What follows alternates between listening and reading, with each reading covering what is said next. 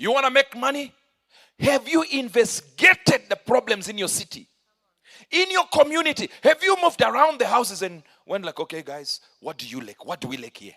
Just list 5 things that would make this community a better place if the government would provide it. They will write, we need our lights, we need this one, we need this one, we need this one, we need this one. They will say all the kind of things that they will say. Then you plan your business around their problems. See, you can't even think about it right now because you want to go home, sleep. No one thinks, let me do a questionnaire of what my people in my community, forget about the country. Go to your community, 500 people who live there, put those posters. Let them, right? Tomorrow I'll come and just put it outside, I'll come and collect it. You go sit down and go like, oh, they have this problem. They want this. They like this. They want this. They like this. Now these are your problems now. You go, okay, I now found a problem. 7 of them. Let me create a business around this. You want to be given money for nothing. I have good weaves from China. These ones are nice. There are 2 million people providing those weaves. You are too lazy to get money. Poverty is not the absence of money. It is not the absence of resources. Are you hearing me? Poverty is not the absence of resources. It is not the absence of money. It is the absence of imagination. You are broke because you lack imagination. You are stupid. I told you how I took my people to Israel. Listen, I ran away from my own people. People who were crying, we don't have any business idea. Man of God, help us. I said, let's go to Israel. Let's go and enjoy. See the sights where Jesus walked. They said, we are going. We went there and a man met us. And we got to this Dead Sea where you can lie on top of water. You can read a newspaper while it's lying on top of water. Trust me.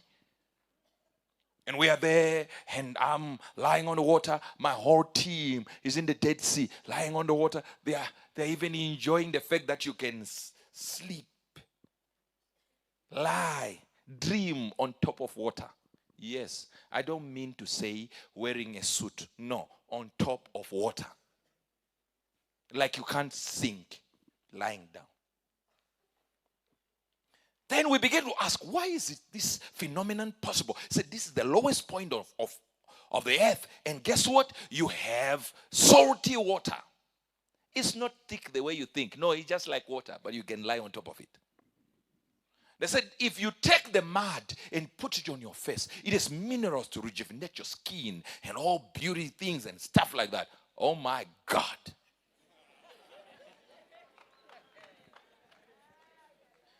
Here we are at the Ben Gurion airport. And we're in front, me and my wife were in front, leading our whole team. Almost 50 something, about 60 or 80, I don't remember what it was. 80 people. They're behind us like this. The men, few men, many women there.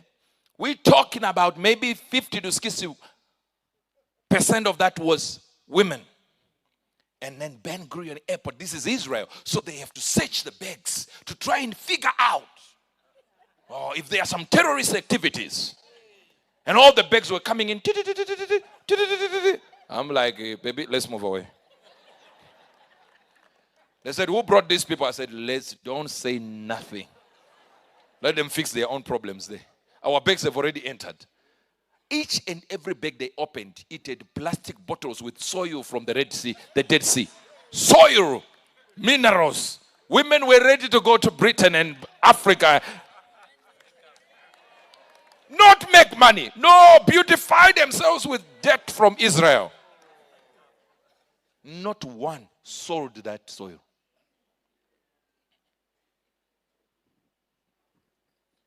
The funny part of it is, before we left the Dead Sea, they took us to a certain location, to this company where you move corridors and room after room, seeing the products they make using the same soil.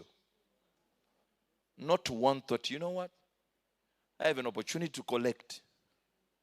I can collect and make this mud this. No, it was, they bought suitcases to load the debt.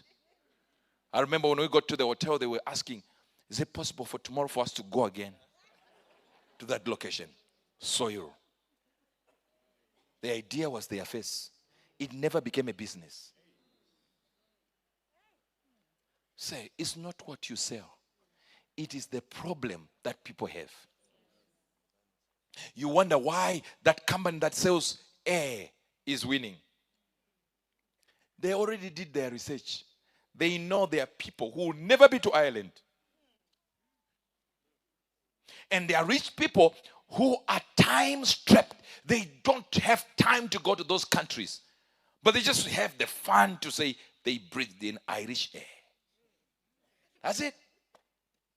Rich people have got some funny things that they like. And you are here. You think there is nothing to sell here.